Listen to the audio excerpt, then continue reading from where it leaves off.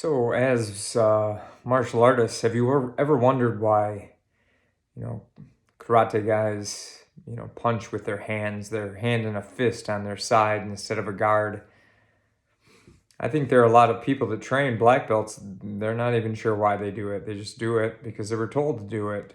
Um, I trained briefly. It was a seminar. With a real famous American martial artist who's really well known, um, and he was talking in the seminar about how he thought it was just a stupid thing that all the karate people fought like that and put their fist on the side. Him included. He never understood that, and he thought they should use guards. So it kind of shocked me that someone at that level didn't even understand it. So it's a common thing that people don't understand. But that hand that's on the side, it's called hikite. Hikite. So the hiku is pull, to pull or to draw, and te refers to the hand. So the hikite is the pulling or drawing hand, and that te is the same karate as or same character as karate, the hand, or so it's the pulling hand. When karate was done in Okinawa, they did it differently. It was for combat and defense and things like that. So blocks weren't used as blocks. The word uke, which means to receive instead of a block, wasn't for that. The blocks were used as levers. So that pulling hand was used to grab the arm or to grab the hair or to grab the body and pull them in.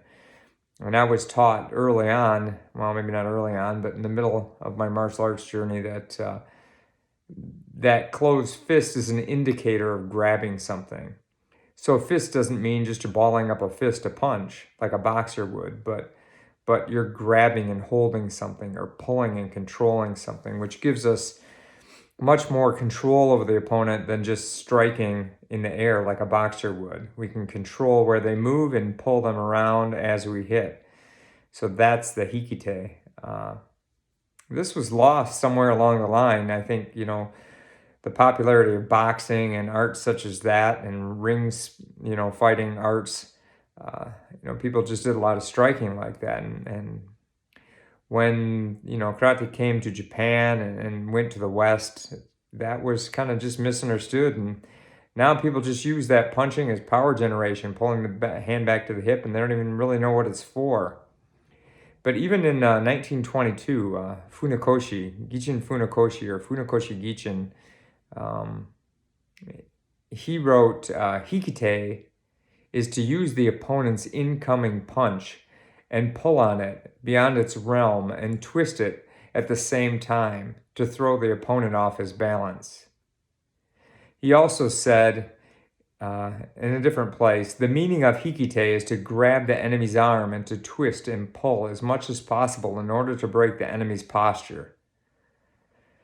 So this was the point about 100 years ago, when the last people, the majority, understood hikite, and very few people do now.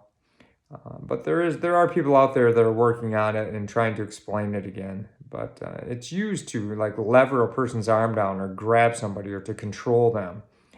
I was told by another high-level martial artist when I was in Japan years ago, and they were telling me that there are no blocks in kata.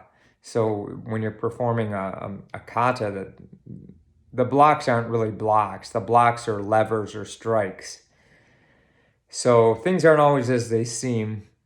Understanding the forms is a complicated thing and takes a while to understand. But anyway, I hope that's informative. And if you have any questions, leave them in the comments. And I'd appreciate it if you could like, share, and subscribe. And we'll keep this information going out to you. Hope it's helpful.